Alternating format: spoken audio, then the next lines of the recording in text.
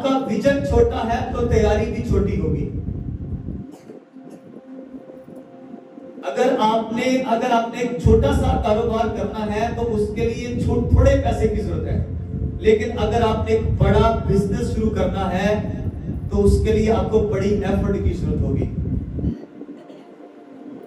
आपको ध्यान समझना है कि मेरी खिदमत, इससे पहले कि हम खिदमत शुरू करते, खुदावंद ने हमारी तैयारी करवाई, और हमारी तैयारी, लोग अक्सर कहते हैं कि जो मसा आपके ऊपर है वो हमें चाहिए। मैं आपको बताऊं कि आप उस मसे को अगर लेना चाहते हैं जो मेरे ऊपर है, तो फिर आपको उस क्रैशिंग के अमल से भी गुजरना पड़ेगा, उस मशीन के अंदर से जिसमें से हम गुजरे हैं, आपको भी गुजरना पड़ेगा। आपको पता है, आप जब ये जूस पीते हो, गन्ने का जूस पीते हो, ये जो आप रस पीते हो, ये एक आप ऐसे नहीं पी लेते हो।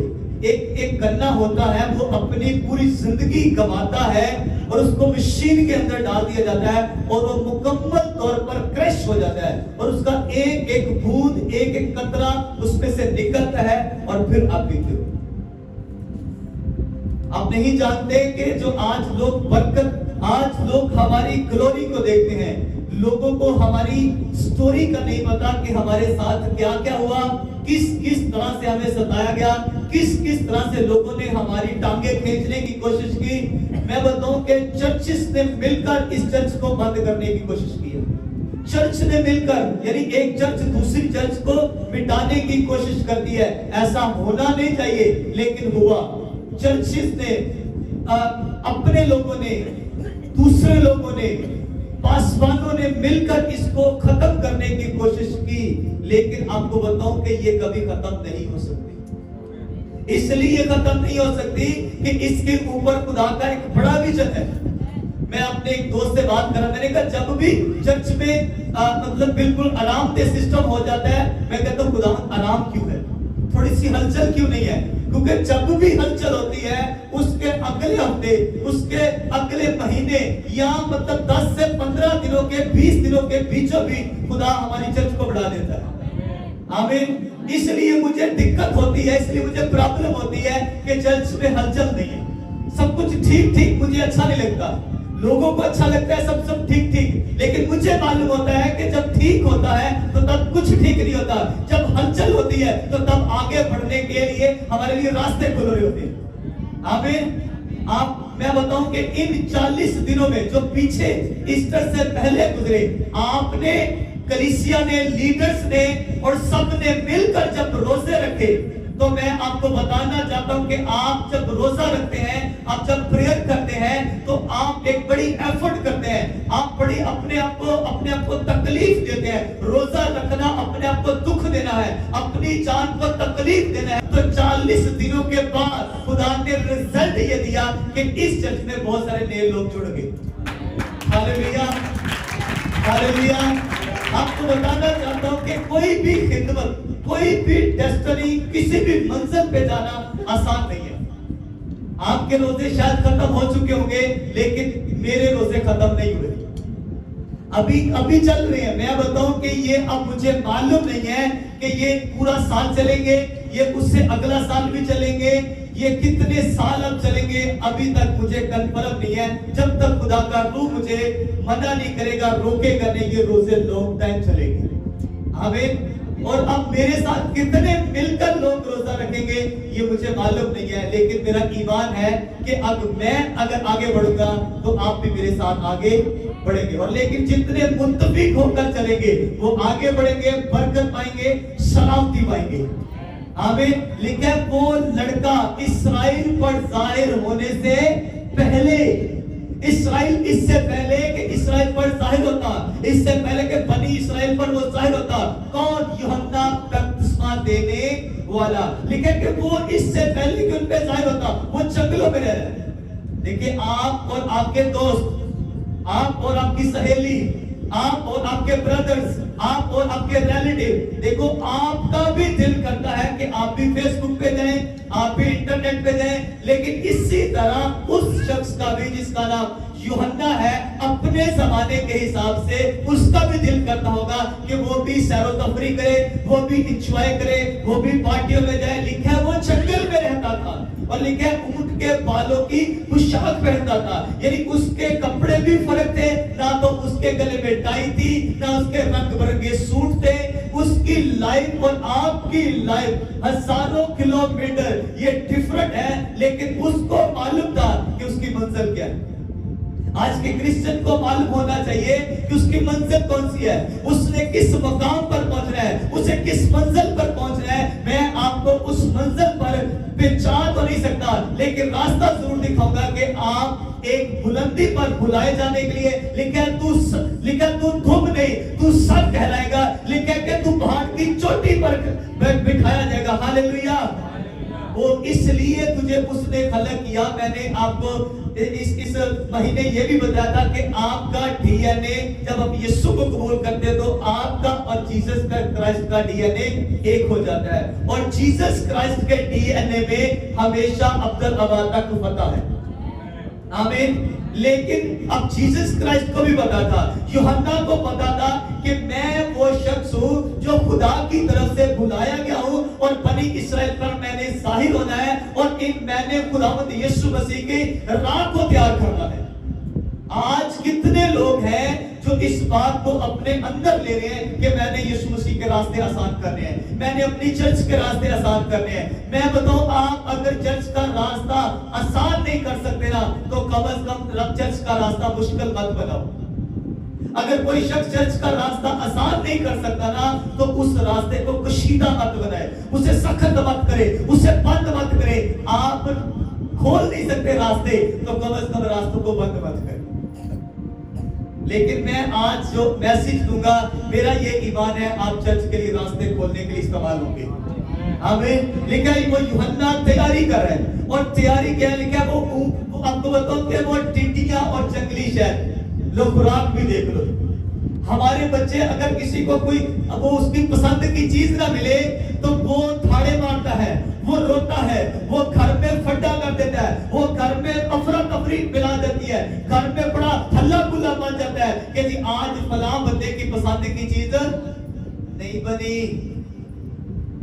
यीशु मसीह से वो 6 महीने बड़े थे, और लिखा है कि यीशु मसीह तकरीबन 30 बरस के थे जब यीशु मसीह ने खिदमत को शुरू किया था। तो उससे कुछ देर पहले वो भी खिदमत शुरू कर चुका हुआ। तो आप यूं समझ सकते हैं, आप इस तरह से कह लो कि 28 या 29 साल यूहन्ना ने जंगल में गुजारे, और 28 और 29 साल उसने क्या खाया है, टिड्डियां और जंगली शहद। आप एक महीना चावल नहीं खा सकते, एक ही खुराक आप एक पूरा महीना नहीं खा सकते हो। आप कभी कभी रोटी खाते हो, फिर कभी चावल भी खा लेते हो, कभी कभी मकई का भी आटा खा लेते हो, कभी कभी बिरयानी, कभी कुछ, कभी कभी बाजार भी जाते हो, कभी कभी पार्क में भी जाते हो। आप अपने जबान के टेस्ट को चेंज करते रहते हो ताकि आपकी जबान का जो टेस्ट है वो खराब ना हो जाए, फीका ना हो जाए। आप अपने आप को चेंज करते हो। यूहन्ना की सारा टेस्ट ही खत्म हो चुका है।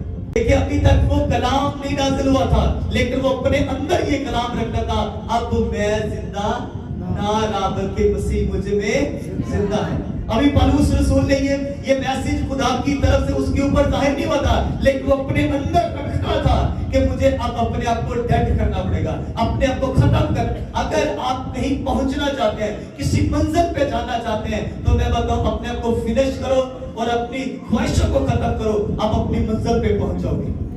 आमीन। आप जो तेल इस्तेमाल करते हो, यानी ज़ैतून का ऑलिव उसको कहते हैं, ये तेल जो होता है ये इतना आसानी से नहीं निकलता। इस ज़ैतून को मशीन के अंदर या कुछ चीजों के अंदर क्रश किया जाता है, इसे पीसा जाता है, इसे कूटा जाता है, और जब इसको पीस दिया जाता है तो फिर इसके अंदर से तेल निकलता है। और वो तेल जो आप इस्तेमाल करते हो, जख्मों पर लगाते हो, अपनी बॉडी पे लगाते हो, अपनी जिंदगी में उसको लेते हो, ये इतना आसानी से नहीं मिल जाता।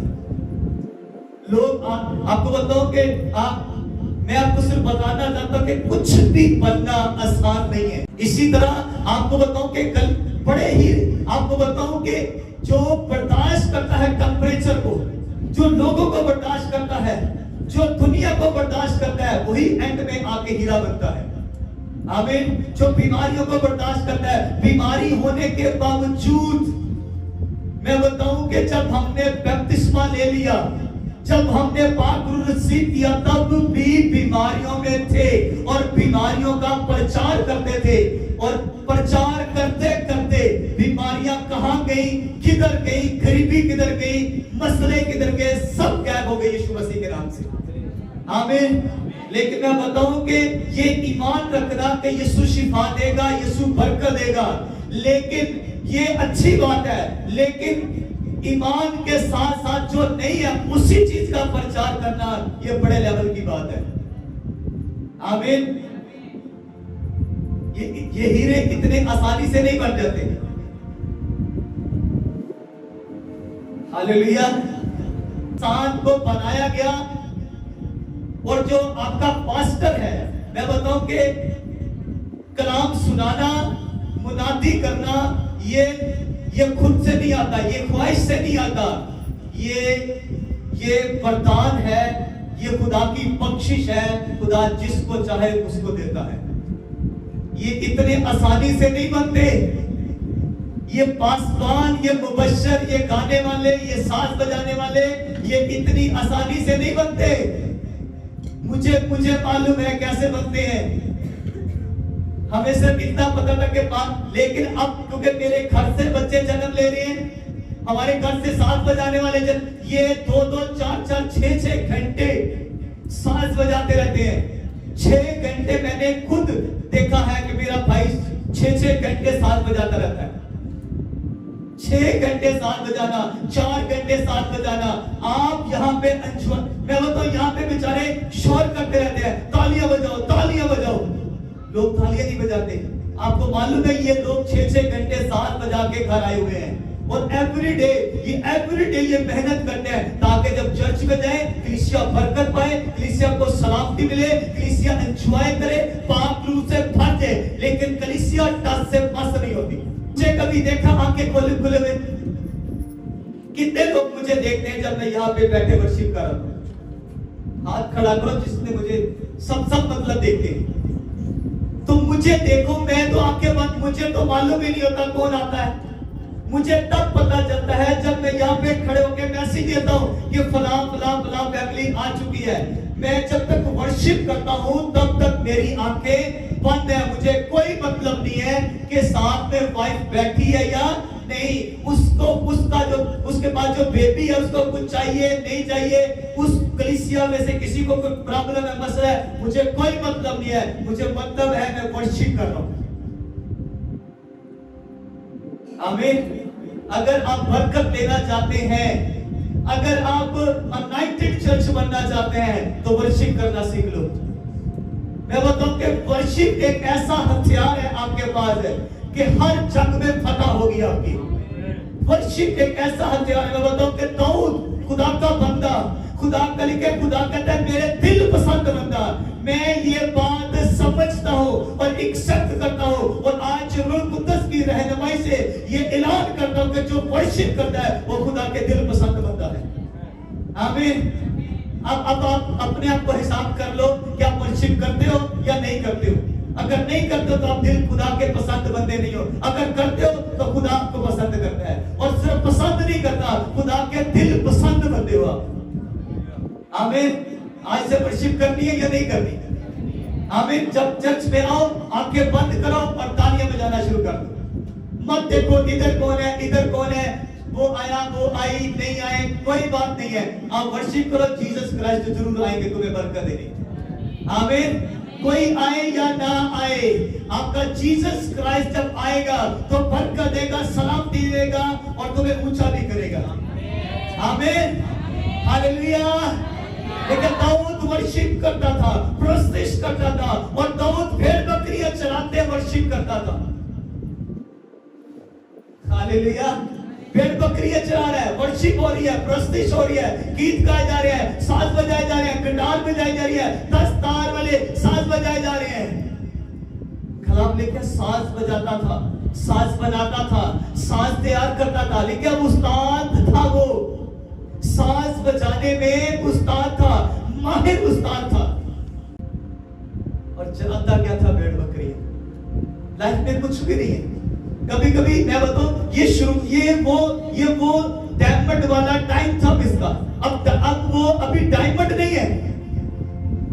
जब कुछ नजर आए तो फिर समझ लो कि आप एक ऐसी, आप ट्रांसपेरेंट, आप एक ऐसी कार्बन हो, यानी जो अभी तैयारी के अमल में है।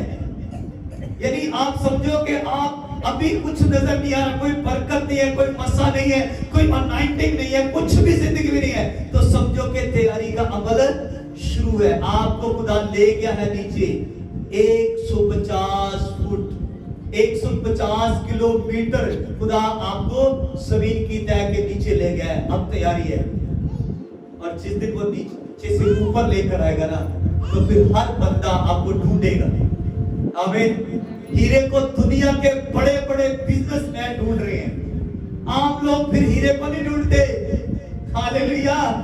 हीरो को फिर आम लोग नहीं ढूंढते, हीरो को फिर बड़ी बड़ी पर्सनैलिटी, बड़े बड़े लोग और नामवर लोग ढूंढते हैं। जब खुदा आपकी तैयारी पूरी कर देगा, फिर मैं बताऊं कि फिर वो लोग आपको ढूंढेंगे, फिर घोड़े भी आपके मुंतजर होंगे। आमीन। हर किसी का अपना अपना काम है, हर किसी का अपनी अपनी जिम्मेवारी है, लेकिन खुदा हर किसी को अलग अलग रोया देता है। हमारा विजन ये है कि दुनिया यहां से आके बरकत पाए। आमीन। हमारा विजन ये है, हमें खुदा ने जो विजन दिया है कि हम एक ऐसे डायमंड की तैयारी में है कि जिसको दुनिया देखने के लिए आएगी, जिसको दुनिया सर्च करने के लिए, जिसको लेने के लिए दुनिया के बादशाह लेने के लिए मुंतजर होंगे। हालेलुया। इसलिए हमारी तैयारी भी बड़ी होनी चाहिए। आमीन।